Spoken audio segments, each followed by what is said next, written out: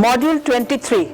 I, Dr. Rita Pratap, former head of the Department Drawing and Painting, University of Rajasthan, Jaipur. I am going to speak on landscapes of the Southern Sung Academy, Ma Yuan, Hsia Kuei, Ma Lin, dated 12th to 13th century.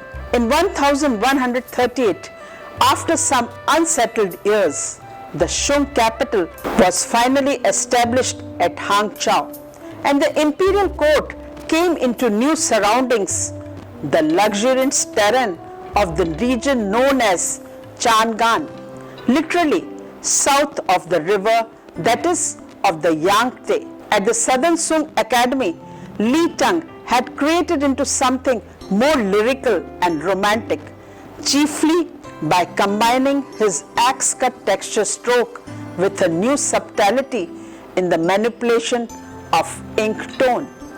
The type of design that Tang initiated was developed sometimes to the point of artificiality and exaggeration.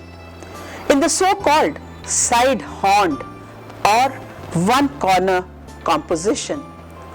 In this, the landscape occupies the foreground to one side or the other, the rest of the picture space being empty except for a suggestion of atmosphere and mist, with perhaps a hazy view of distant mountains.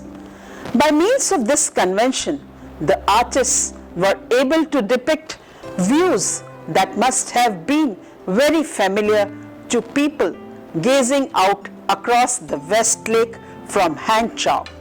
The school of Chinese landscape most familiar to the West is the Ma Hsia school, named after his founders Ma Yuan, his son Ma Lin, and Hsia Kuei. Landscapes of the Southern Sung Academy, Ma Yuan, Hsia Kuei, and Ma Lin.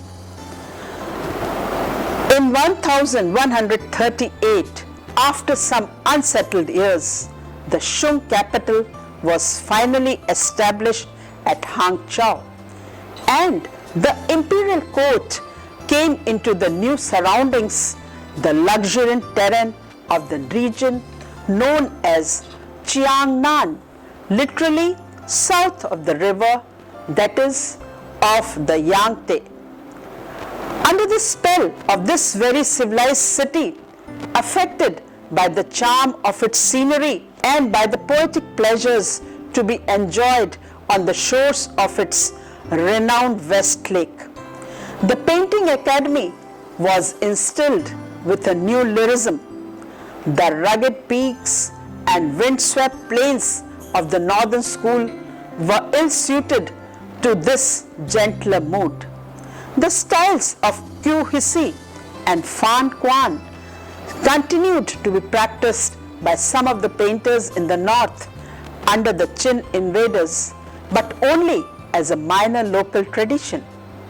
The style of Li Tang, more adaptable to the tendencies of the relocated academy, and was followed by most of its landscapists. Successive transformations of this style, moving always in the direction of mildness and intimacy, form the basis of Southern Sung Academy landscape. A few artists carried on older traditions, some of them working in archaistic styles. An antiquarian taste which had arisen among scholarly collectors during the late Northern Sung stimulated imitation of Tang and earlier paintings. At the Southern Sung Academy, Li Tang had created into something more lyrical and romantic, chiefly by combining his axe-cut texture stroke with a new subtlety in manipulation of ink tone.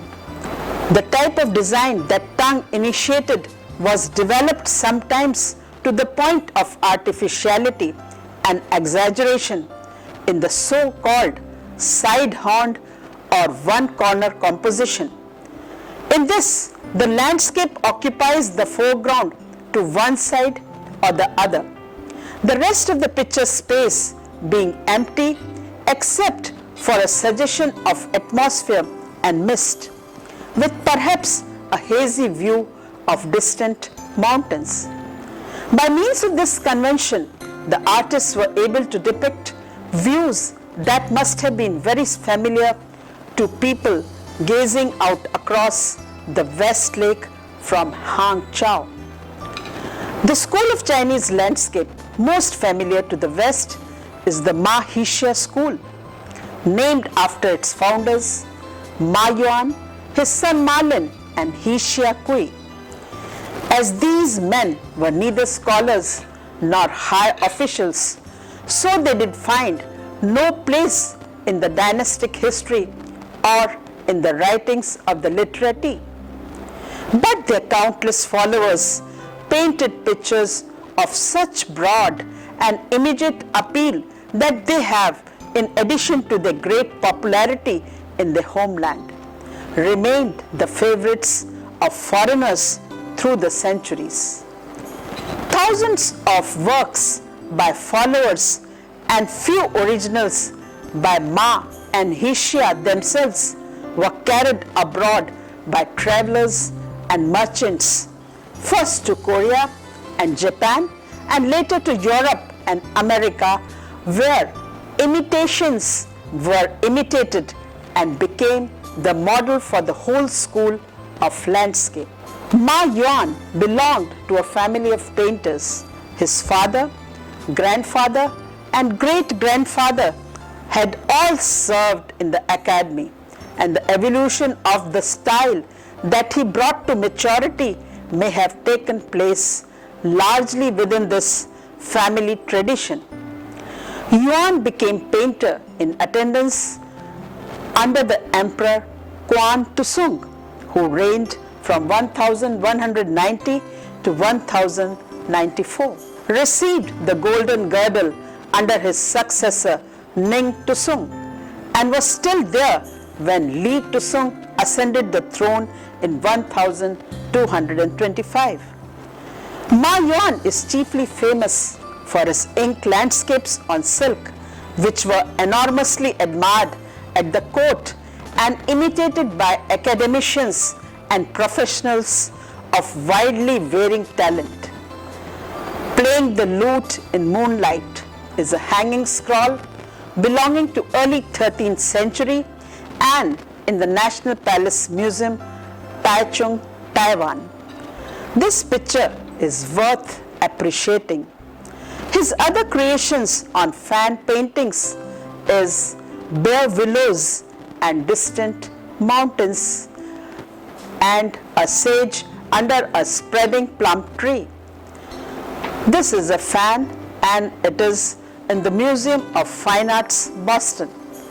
This painting is one of the loveliest and most surely genuine of many such works attributed to him. The axe-cut tusun, or the distant ridge, and the firm drawing of the tree trunk both recall Li Tang, but the poetic vision is Ma Yuan's own. The painting is not too obviously a one-corner composition, but it is in every other respect typical of Ma Yuan's period. The atmosphere of the lake shore as the evening air cools is suggested by mist hanging in the distant trees. The first hint of spring by the tremulous droop of the bare willows branches silhouetted against the sky. Silence and loneliness by the solitary fisherman returning to his cottage at the water edge.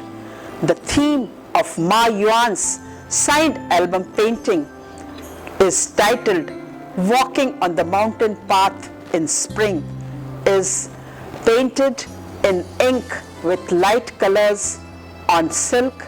It is in the collection of Palace Museum, Taichung, Taiwan. This is the same as that of the larger scale of work by his son Ma Lin. The conscious enjoyment of nature, a scholar walking with his servant on a path along a stream bank stops momentarily to watch the two orioles in the wind-blown willow. A verse couplet is written at the right. Brushed by his sleeveless wild flowers danced in the wind. Fleeing from him, the hidden birds cut short their song. The picture is a distillation of mood, everything in it subservient to the production of a well-defined effect. Ma Yuan envelops his subject in an aura of feeling with an extreme economy of means, relying upon the emotional association of his images and the evocative power of the emptiness surrounding them. A scholar and his servant on terrace. This is also an album leaf, ink and light colors on silk, and at present in the C.C. Wang collection, New York. The album leaf owned by C.C. Wang is unsigned, but is one of a pair, the other of which bears an apparently benign signature. Ma Yuan here employs his most typical composition, that is, the delicate gradations of ink tone. He opens behind a sharply drawn foreground group of middle distance, bounded by the aim silhouettes of leafy trees, and a limitless void beyond that. The gaze of the viewer is inevitably drawn back into this void, moving from the material world to one without substance. And the universal human proneness to associate space with spirituality gives to the experience a touch of mystical. Both these paintings of Ma Yuan art are typical in their composition, which earned him the nickname One Corner Ma from his contemporaries. Ma Yuan's another hanging scroll, titled Landscape in Rain. It is also ink on silk, belonging to Southern Song dynasty and at present in the Shikiado Library, Tokyo. It is a vertical composition where two fragile pine trees with fantastically elongated and twisted branches here project dramatically into space, their prominence exemplifying the painter's new approach. More characteristic of Ma's developed style is found in the bamboo and ducks by rushing stream. This is a hanging scroll, ink and slight colors on silk, belonging to Southern Song dynasty and at present in the collection of Cleveland Museum of Art. Regarding this painting, one can speak of the systematic balance or rather tension of space against form, mystery against sharp explicitness. Thus, Ma Yuan is the most romantic and exaggerated practitioner of asymmetrical composition, that is, the hallmark of the school, and him, his father, his son, and his nephew forming the Ma school, all painted very much in the same style and with the same results. Hsia, the second master of the lyric style, his name is always coupled with that of Ma Yuan as co-founder of the Ma Hsia school of landscape painting. In the early years of the 13th century, Hsia was prominent academician. He too received the golden girdle under Nin Tusung. At his best, he was considered a more vigorous and daring painter than Ma Yuan. Two distinct styles are associated with his name.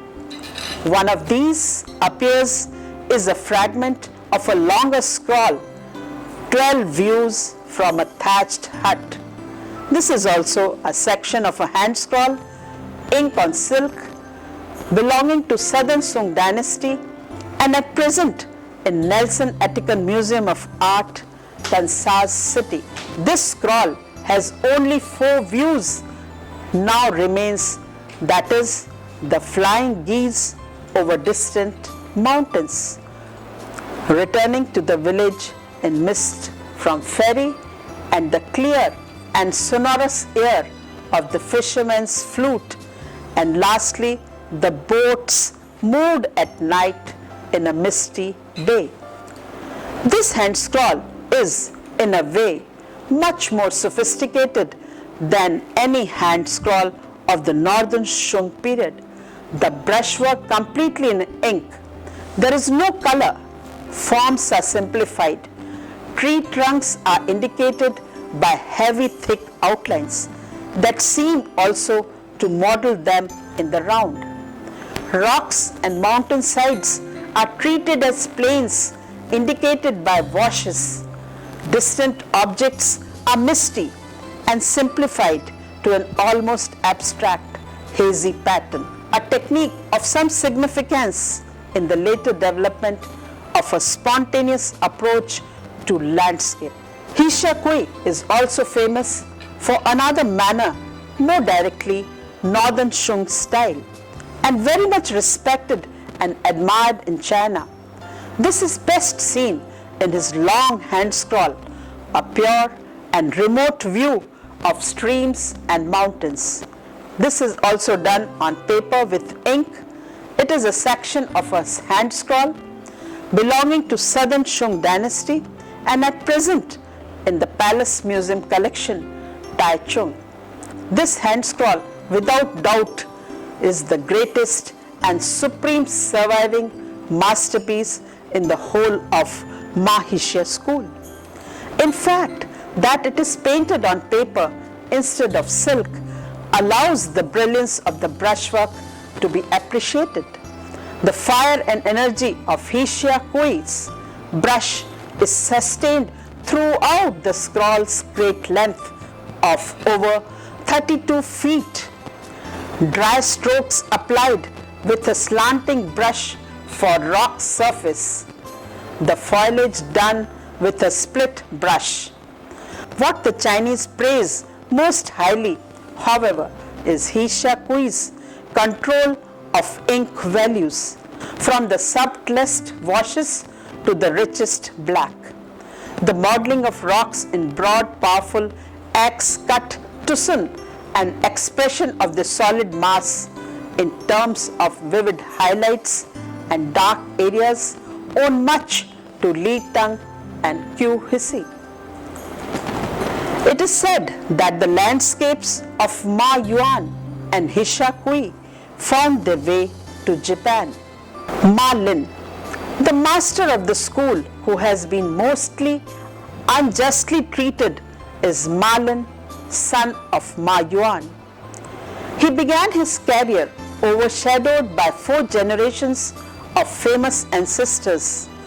His father, the story goes, was no anxious for Ma Lin to attain an eminent position in the academy, that he sometimes signed Ma Lin to his own works, hoping to enhance the son's reputation.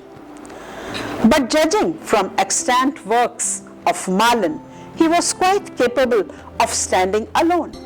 In addition to the superb listening to the wind in pines. This is with seal and dated 1246. It is a hanging scroll, ink and colors on silk, and at present in the Palace Museum collection, Taichung. The aesthetic scholar of this picture, too self-conscious to enjoy the true relaxation of the drunken poet in the other, sits in a tense posture, striking a listening pose with a sideward glance directed at his boy attendant. The elegant lines of the rocks, stream, and distant mountains, the consummate refinement of form in the pine tree, belong to a world which exists within his mind. He is surrounded in the picture not by nature itself, but by a projection of his emotional response to it. A number of small signed paintings by him may be seen in various collections.